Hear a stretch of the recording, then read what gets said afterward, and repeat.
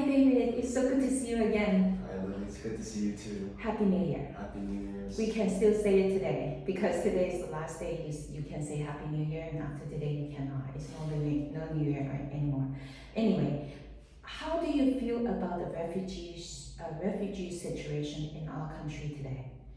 I mean, I kind of have to agree with what Mike Johnson, the House Speaker, said, because I remember reading about how he went to the border a couple of days ago, and he criticized President Biden about how many immigrants have entered our country. So he basically talked about how with Biden having so much efforts to push for more support, more money for the Israel-Hamas conflict, and also the Ukraine-Russia conflict. He said that before many Republicans can support Biden and the Democrats' efforts to push for more money, Biden himself and Democrats in the White House, they first have to implement more stricter immigrant and refugee legislation before they can turn their focus on this funding. Basically how I interpreted what Mr. Johnson said was that we should focus on our country first and then focus on other countries, prioritize our country first, because I mean it is our country, it is America, so prioritize America first and our needs and our problems before focusing on other countries. So I kind of have to agree, given the refugee crisis, given the gangs all across America. So I have to agree with what Mr. Johnson said about that. Think of this. It's kind of like cancer. America today, we have a lot of people in poverty, and we have a lot of homeless problem. So what about them? The money that you're helping the refugees, when you can't even take care of yourself, it's our country is a body, it's a person. So if we have cancer all over our body already, how could you give that little blood that you have to try to take care of your own people to give it to someone else? That's just my point of view, because I think it's, you're correct. We have to take care of ourselves first, but are the government taking care of ourselves? So if you are the leader, what will you be doing? Let's say if you're the president, what will you do in the situation of Hamas, Israel, and the refugee flooding into the U.S. country? I mean, the Israel-Hamas conflict, Ukraine-Russia, that is a conflict. It is really sad what is happening. And I know that, Israel and Ukraine, they're asking for the U.S.'s help a lot. But I feel I'm kind of on the side of cutting down more of that. Because what you said, the cancer, what Mr. Johnson said, I feel sometimes we have to think about ourselves. I know we are a global superpower and everyone's asking for our help and our aid. But I feel there is a point where we have to think about ourselves. And I think, it's kind of what people think about self-love and yeah, if you don't love yourself. yourself, how could you love other people? Yeah.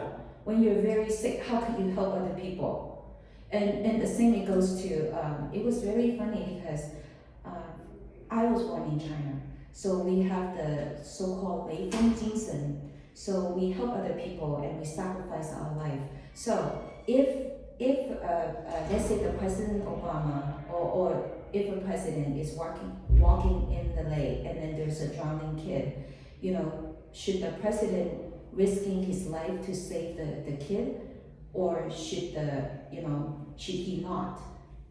That's another thing. Who do you save? You have to ask the question. So before, I had no question. I say, the president or me or whoever, I'm gonna jump in and save the kid. But then if I need to do a lot more stuff, then the humanitarian thing right at that moment is kind of like right now the refugee crisis. Do we save other people when we ourselves, it's all over sickness in our body? Can we do that? And then not only that, yesterday the news, New York City, the mayor is suing the 17 bus companies that's shipping the refugees from Texas to New York, and then it costs over hundreds of millions of dollars in caring for them, and they don't even, they go back to the same thing. We don't even have money to take care of our own people. Now we have to give so much money. And then I suppose have someone else today that wanted to join us to talk about, because she's a model, and then she met a model as a refugee model from Ukraine. But if everybody like them, you can come to this country, but when you come to this country, you work with as one of us, because when I came to this country, I did not speak English. I did not have, money or education, but this country allowed me to become who I am today. And then the same thing, if all the refugees coming here if they have that kind of mentality, they would have asked the government, all we need is a loan to let us settle, and then let us create our own job and not taking the jobs from the people in United States. If they can do that, I support the refugee 100%. But if the refugee coming here and say, hey, you need to pay this much, we're sitting there just waiting for you to take care of us, that is no, right? Yeah. And the same goes with she also, because she knows a lot of international students. If the company lay off today the students, then they will be sent back in 2 months. They will be sent back to the country. But this country needs talented people. Right. So as a government, if you become the government in the future, because we are the people, we elect the government, and that goes to where? What happened? Because over 60 countries right now, including the US, and many cities like San Diego are all having elections for government officials this year in the fall, kind of November area, which means that more than half the population, according to Politico, which means billions of billions, around 4 to 5 billion people will be impacted by elections, which is, I think, a crazy number of people. Destiny's kind of in our hands, Yes. because it's in a way popular sovereignty, because we're the ones who are voting for the government.